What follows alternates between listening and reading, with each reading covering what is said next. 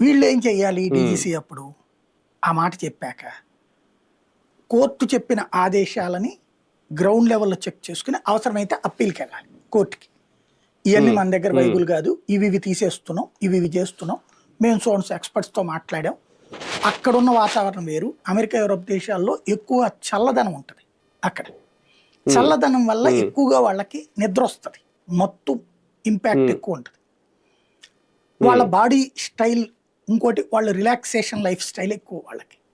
మన దగ్గర కాస్త హార్డ్ వర్కింగ్ నేచర్ ఎక్కువ ఉంటుంది, ప్లస్ ఉష్ణ వాతావరణం ఎక్కువ ఉంటుంది మన దగ్గర. కాబట్టి ఈ సిచ్యుయేషన్ బట్టి కొన్ని మేము రిలాక్స్ చేస్తున్నాం అంటే వీళ్ళు ఒక ఎక్స్పర్ట్స్ కమిటీ పెట్టుకుని వీళ్ళు చెయ్యొచ్చు ఆ పని, అప్పుడు సరిపోతుంది. కానీ ఎవ్వడు పట్టించుకోవాలి.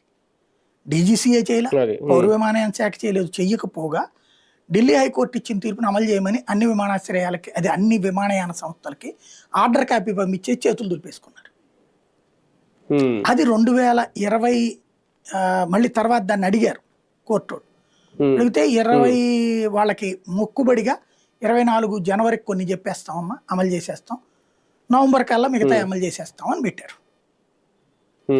ఇవి కాగితాలు వచ్చాక ఆ సంస్థలు ఏవైతేనో వాళ్ళెళ్ళ చప్పీలకి వాళ్ళు ఎవడు పోలా.